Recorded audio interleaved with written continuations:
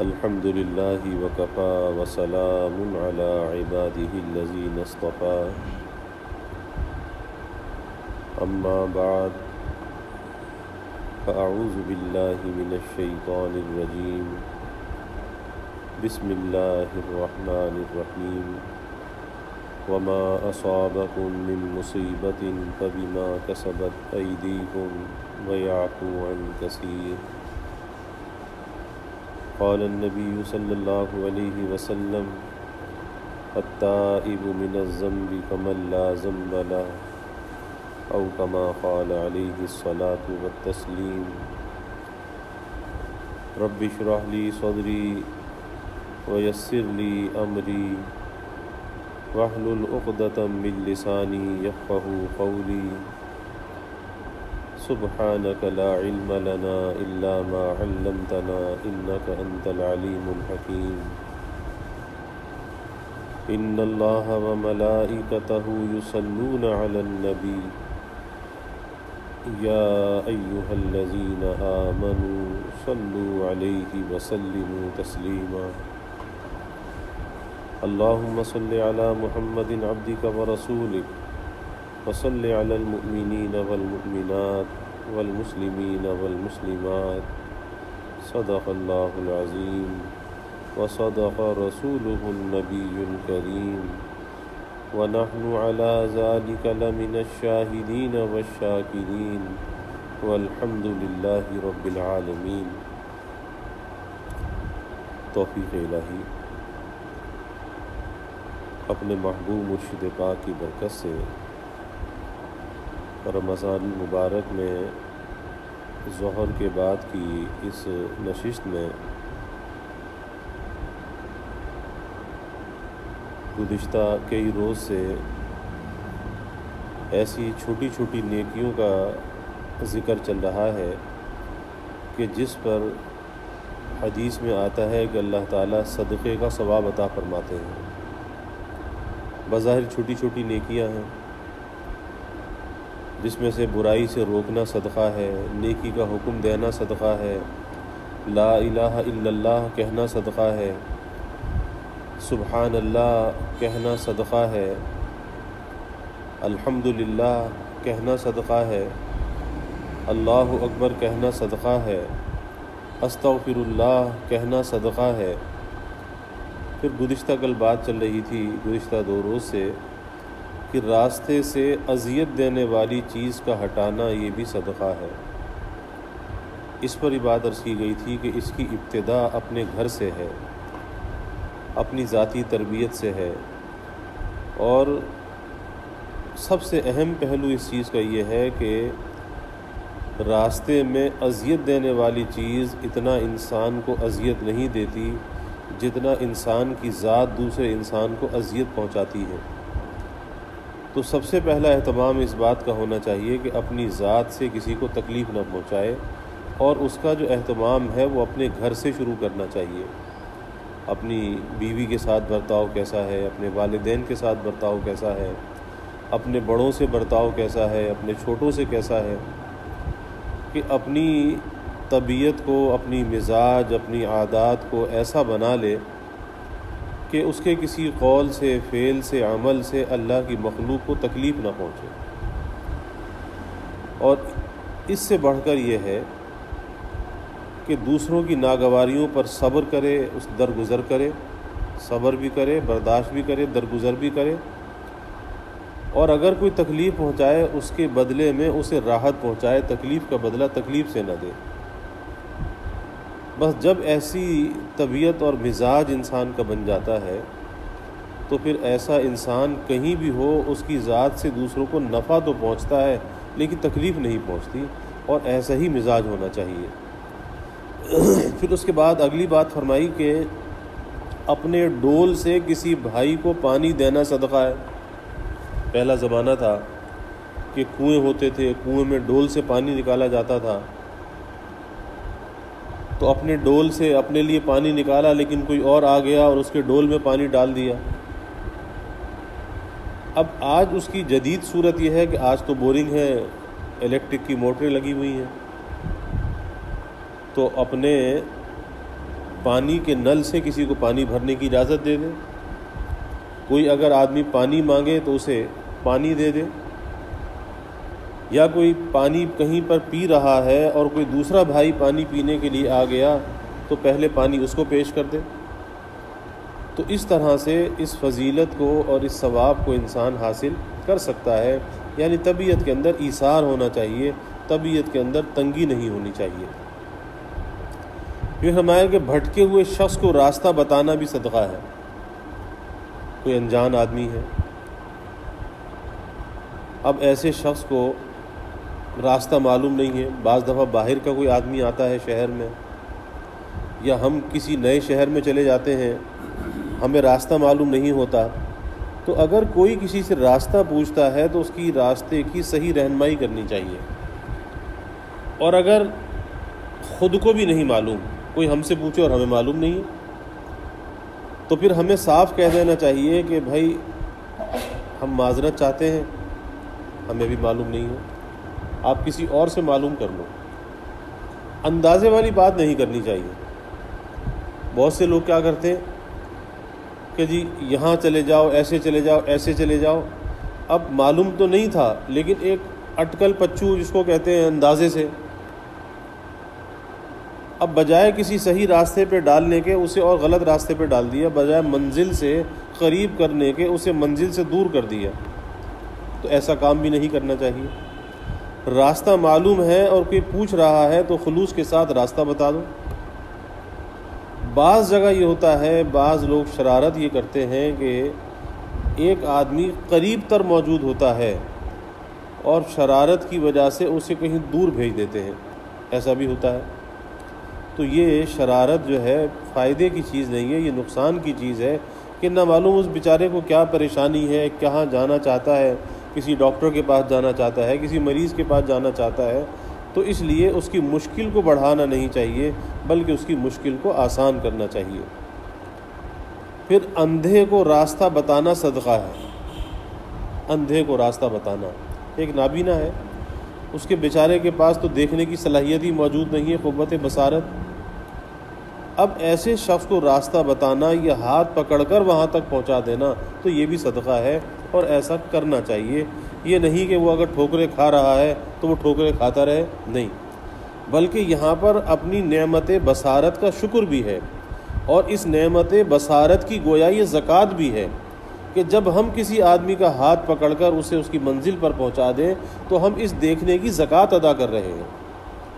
یہ کوئی معمولی بات نہیں ہے، یہ دیکھنا خالی اسی لیے نہ ہو اس دیکھنے سے میں اپنے کام تو کر لوں اور میں کسی اور کے کام نہ آؤں، نہیں، یہ بھی ایک قسم کی زکوٰۃ ہے، اس آنکھ کی زکوٰۃ ہے کہ کوئی دیکھنے کی صلاحیت سے محروم ہے اور اللہ نے ہمیں یہ صلاحیت دی ہے، اب ہم اس کا ہاتھ پکڑ کر اس کی مطلوبہ جگہ پر پہنچا دیں، کوئی ایثار سے کام لیں، کچھ اپنا حرج اگر کر لیں، کیونکہ ہم دیکھ سکتے ہیں وہ دیکھ نہیں سکتا، تو گویا کہ ہماری اس دیکھنے کی زکوٰۃ ادا ہو جائے گی۔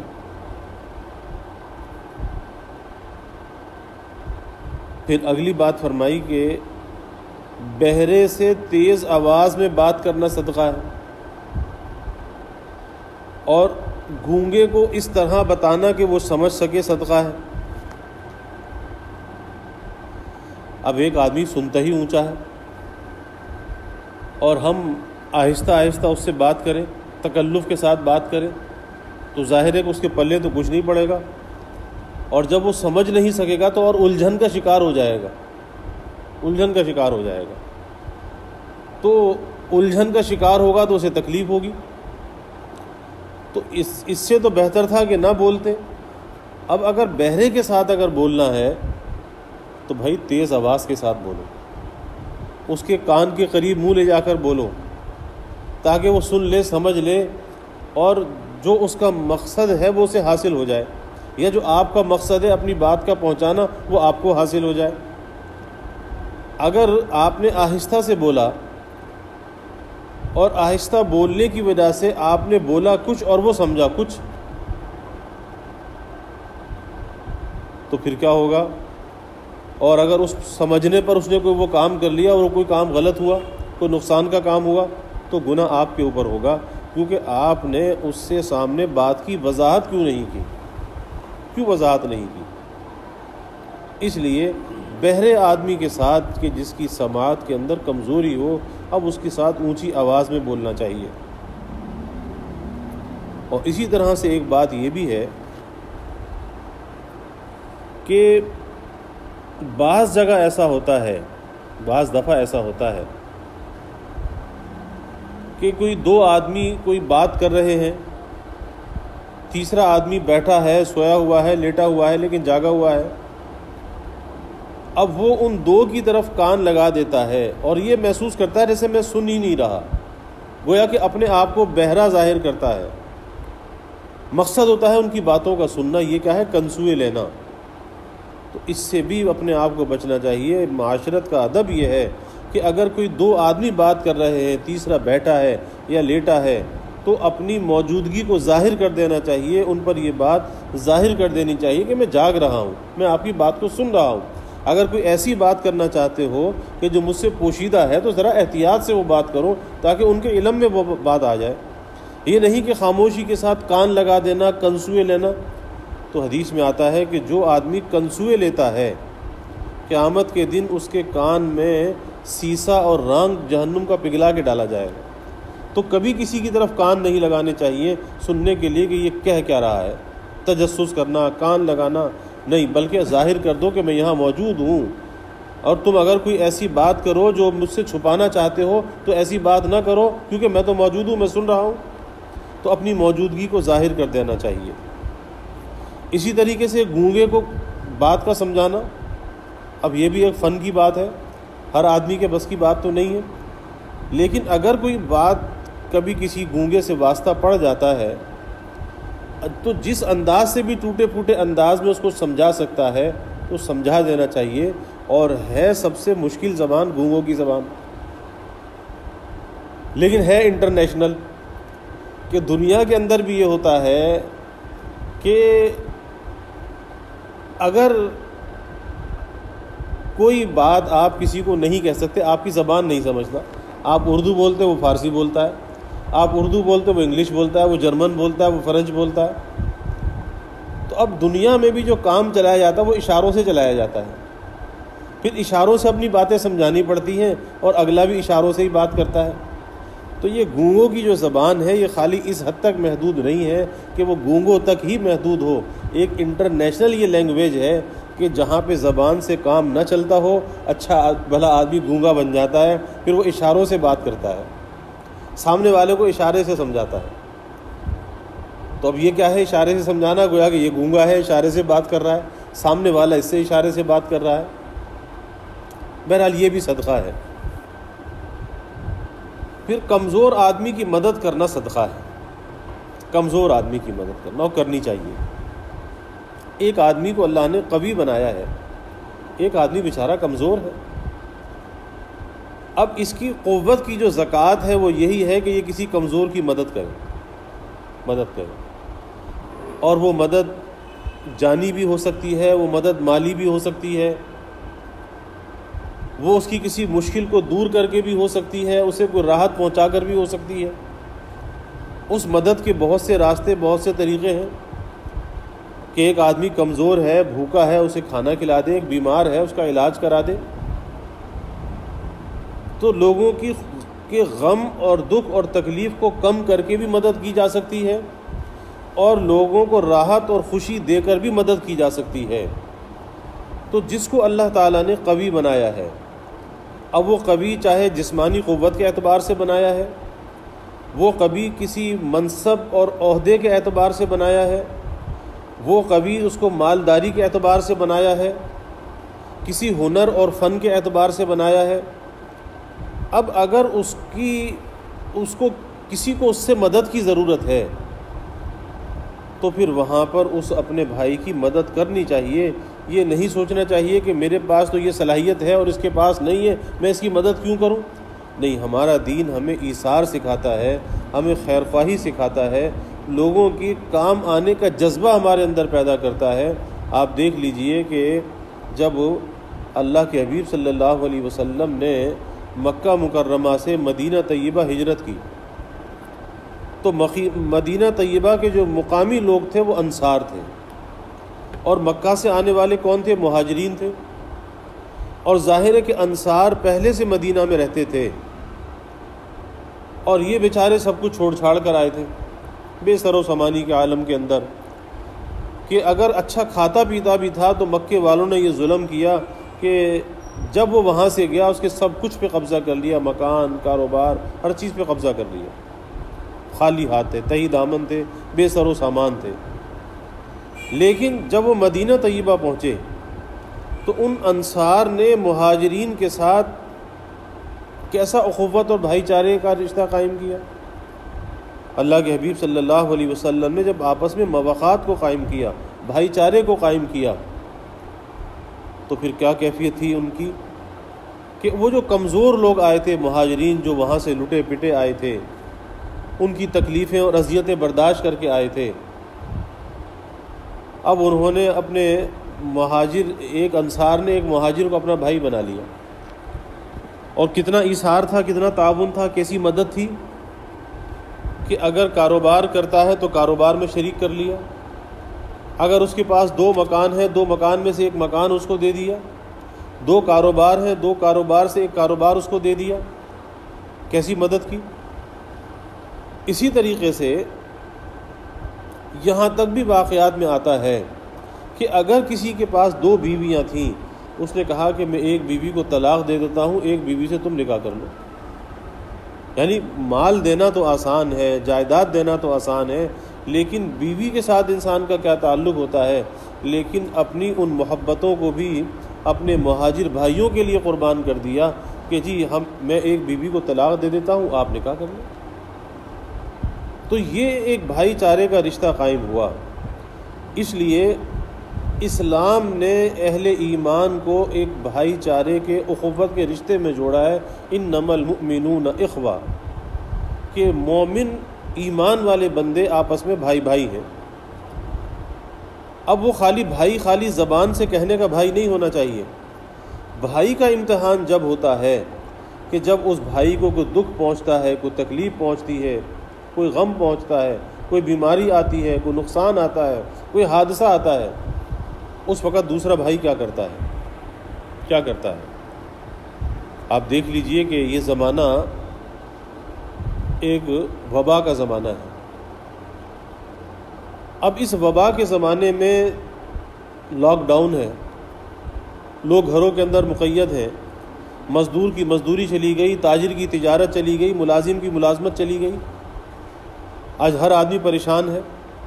اب ایسی پریشانی کی حالت میں بہت سے لوگ تو وہ تھے کہ جو اس حالت میں بھی لوگوں کا خون چوس رہے تھے۔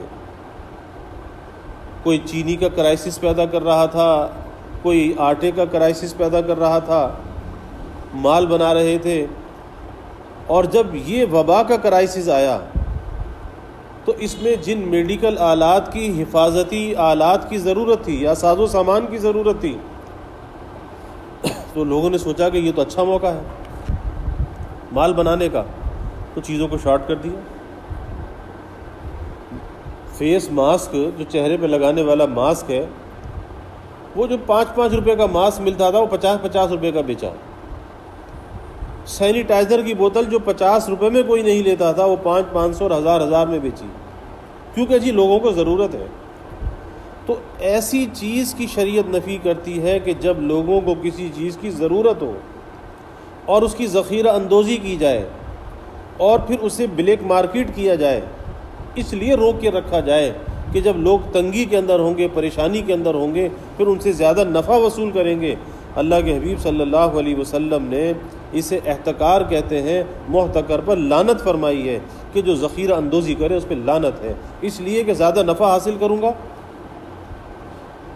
تو اس وبا کی وقت میں ایک طرف وہ لوگ تھے جو مال بنا رہے تھے، لوٹ مار کے اندر لگے ہوئے تھے، کوئی آٹے میں، کوئی چینی میں، کوئی سینیٹائزر میں، کوئی ماسک میں، کوئی دوائیوں میں، اور ایک طرف اللہ کی مخلوق وہ بھی تھی کہ اس حالت میں اپنی جان کی بازی لگا کر دوسروں کو راشن سب پہنچا رہے تھے، ضروریات کو پورا کر رہے تھے۔ ایسے لوگ بھی موجود تھے۔ آپ دیکھ لیجئے کہ حکومت نے تو خالی ڈھونگ کیا ہے، شور مچایا ہے، ایک میڈیا پہ ایک طوفان برپا کیا کہ جی اتنے کروڑ کی اتنے ارب کی جو ہے وہ راشن تقسیم کر دیا، لیکن تقسیم ہوتا ہوا کہیں نظر نہیں آیا، کسی کو ملا ہو کسی کو پہنچا ہو کہیں نظر نہیں آیا، 10% بھی نہیں پہنچا، 90% کرپشن کی نظر ہو گیا۔ اگر لوگوں تک پہنچا ہے تو ایسے ہی مخیر حضرات اور تنظیموں کے ذریعے سے پہنچا ہے جو پرائیویٹ طور پر کام کرتے ہیں، اپنے ذاتی وسائل پر کام کرتے ہیں، جو حکومت کے وسائل کے محتاج نہیں ہیں، انہوں نے یہ مدد کی ہے، ایک ایک جگہ پر پہنچایا ہے، گاؤں گاؤں دیہات دیہات جا کر پہنچایا ہے۔ تو یہ ہے اپنے بھائی کی مدد کرنا، اور یہ بھی صدقہ ہے، صدقہ ہے، کیونکہ ایسے وقت میں اگر یہ مخیر لوگ آگے نہ آتے اور اس طرح سے لوگوں کا ہاتھ نہ پکڑتے، لوگوں کی مدد نہ کرتے، اس سے بڑا اللہ کا عذاب آتا، اس سے بڑا عذاب آتا، کیونکہ یہ صدقہ ہے، اللہ کے راستے مال کا خرچ کرنا تو اللہ کے غصے کو ٹھنڈا کرتا ہے کہ اللہ کی طرف سے ایک وبا آئی، لیکن لوگوں نے لوگوں کے ساتھ جب تعاون کیا اور قطع نظر اس سے کہ کون مسلمان ہے، کون عیسائی ہے، کون ہندو ہے، سب کو دیا، کیونکہ وبا اور بلا جب آتی ہے وہ یہ نہیں دیکھتی کہ کس کا کیا مذہب ہے، اس لیے مخیر حضرات نے جو تعاون کیا، تقسیم کیا راشن اور ضروریات کو، وہ بلا کسی تفریق مذہب اور ملت کے سب کو تقسیم کیا، اور یہ چیز اللہ کے غصے کو ٹھنڈا کرنے والی ہے۔ شاید کسی کی کوئی ادا اللہ کو پسند ہے کہ ہم اس درجے تباہی کے دہانے پر اب تک نہیں پہنچے، اللہ آگے بھی محفوظ رکھے کہ جس پر بڑے بڑے ترقی یافتہ ممالک جس تباہی کے دہانے پر کھڑے ہیں، باوجود اس کے کہ ہمارے وسائل بہت محدود ہیں، لیکن کوئی ایک جذبہ ہے انسانیت کی بھلائی کا، خیر خواہی کا، وہ جذبہ زلزلوں میں بھی نظر آتا ہے، وہ جذبہ سیلاب میں بھی نظر آتا ہے، اور وہ جو جذبہ ہے، ولولہ ہے، وہ اس وبا میں بھی نظر آیا، کس طرح لوگوں نے اپنی حیثیت سے بڑھ کر کتنا اللہ کے راستے میں خرچ کیا ہے، اور یہ چیز اللہ کے غصے کو ٹھنڈا کرنے والی ہے کہ جتنی بھی خلق خدا ہے، تو حدیث میں آتا الخلق عیال اللہ، کہ یہ مخلوقات اللہ کا کنبہ ہے۔ اب اللہ کے کنبے کے ساتھ جب کوئی تعاون کرے گا، اللہ کی طرف سے رحمت آئے گی، اللہ کی طرف سے رضا آئے گی، برکت آئے گی، اور اگر اللہ کے کنبے کو کوئی تکلیف پہنچائے گا کہ جی میں تو پیٹ بھر کے کھا لوں اور میرا پڑوسی بھوکا رہ جائے، پھر کیا ہوگا؟ پھر بھائی تو بھی پیٹ بھر کے کھانا تجھے بھی نصیب ہوگا نہیں، پھر ایسے حالات آ جائیں گے، اور تاریخ اس بات کی شاہد ہے، ایسے حالات مسلمانوں پر پیش آئے ہیں کہ عالی شان محلات میں رہنے والے ایک ایک پیسے کو ترس گئے، ایک ایک لقمے کو ترس گئے، ایسے حالات بھی پیش آئے۔ قرطبہ اور غرناطہ کی تاریخ کو اٹھا کر دیکھ لیجئے، مسلمانوں کا کیا بنا، ہنستے بستے خوشحال مسلمان تھے۔ آج دیکھ کر عبرت حاصل ہوتی ہے، جب اس سال میرا وہاں پہ سفر ہوا، عبرت ہوتی ہے کہ کیا سے کیا وہاں ہو گیا، کیا مسلمانوں کا عروج تھا اور کیا مسلمانوں کا زوال آ گیا۔ تو کوئی غلطیاں تھیں، کسی غلطیوں کی پاداش کے اندر یہ سب کچھ ہوا تھا۔ اللہ نہ کرے کہ وہ غلطی ہم بھی دہرانے لگیں تو ہم بھی کسی اللہ کی پکڑ کے اندر آ جائیں۔ اس لیے صدقہ کرتے رہنا چاہیے، چاہے چھوٹی سے چھوٹی نیکی ہے، لیکن اسے کر گزرنا چاہیے کہ اللہ تعالیٰ اس سے خوش ہوتا ہے کہ ہماری اس نیکی کے ذریعے سے ہم اپنی ذات کو فائدہ نہیں پہنچاتے، اللہ کی مخلوق کو فائدہ پہنچاتے ہیں، اور اللہ کو یہ جذبہ بہت پسند ہے، بہت پسند ہے کہ اللہ کے کنبے کا خیال رکھتے ہیں، اور جب ہم اللہ کے کنبے کا خیال رکھیں گے تو اللہ ہمارا خیال رکھے گا، اللہ ہمارا خیال رکھے گا۔ اس لیے جیسے حدیث میں آتا ہے کہ تم زمین والوں پر رحم کرو، آسمان والا تم پہ رحم کرے گا، تم زمین والوں پہ رحم کرو۔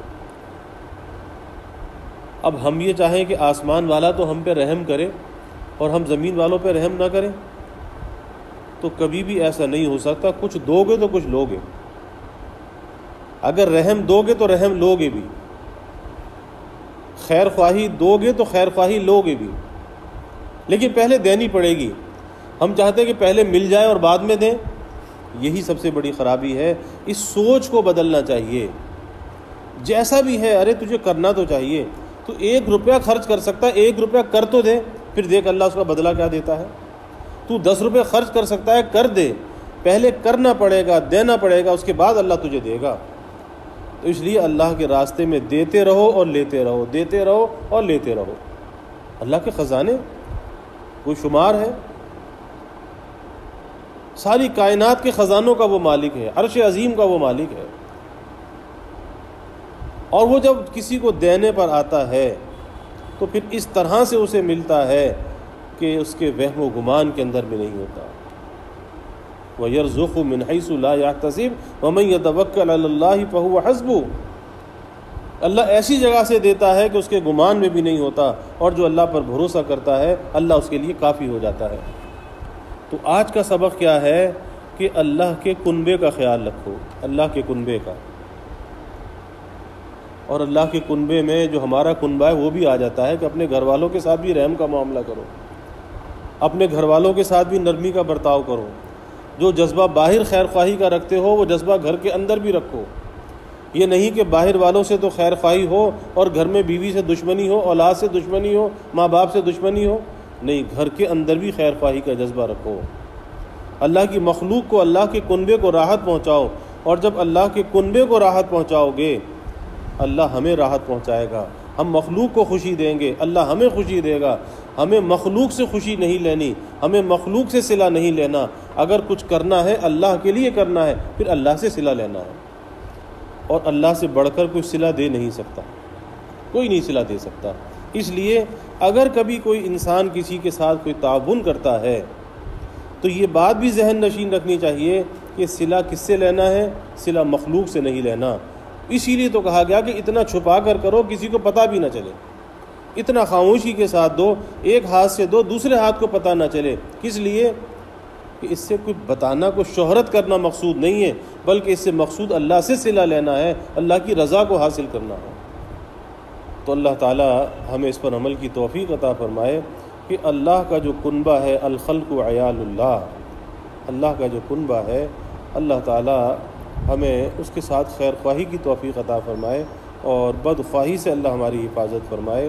نہ ہم اپنے بدخواہ ہوں، نہ اللہ کی مخلوق کے بدخواہ ہوں۔ اللہ ہمیں اپنا بھی خیر خواہ بنا دے، اور اللہ ساری مخلوق کا ہمیں خیر خواہ بنائے، اور اس خیر خواہی کے صلے میں اللہ سارے عالم کو اس وبا سے نجات عطا فرمائے۔ وآخر دعوانا ان الحمدللہ رب العالمین۔ الحمدللہ رب العالمین والعاقبۃ للمتقین والصلاة والسلام علی اشرف الانبیاء والمرسلین۔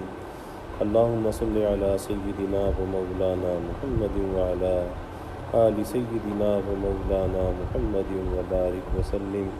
ربنا آتنا فی الدنیا حسنہ وفی الآخرۃ حسنہ وقنا عذاب النار۔ ربنا اتمم لنا نورنا واغفر لنا انك على كل شيء قدير۔ اللهم اعنا على ذكرك وشكرك وحسن عبادتك۔ اللهم وفقنا لما تحب وترضى من القول والعمل والفعل والنية والهدى انك على كل شيء قدير۔ اللهم اعنا بالعلم وزينا بالحلم واكرمنا بالتقوى وجملنا بالعافية۔ اللهم إنا نسألك الهدى والتقى والعفاف والغنى۔ اللهم إنا نسألك الصحة والعفة والأمانة وحسن الخلق والرضا بالقدر۔ اللهم أحسن عاقبتنا في الأمور كلها وأجرنا من خزي الدنيا وعذاب الآخرة۔ اللهم زدنا ولا تنقصنا وأكرمنا ولا تهنا وأعطنا ولا تحرمنا وآثرنا ولا تؤثر علينا وأرغنا وارض عنا وأرغنا وارض عنا۔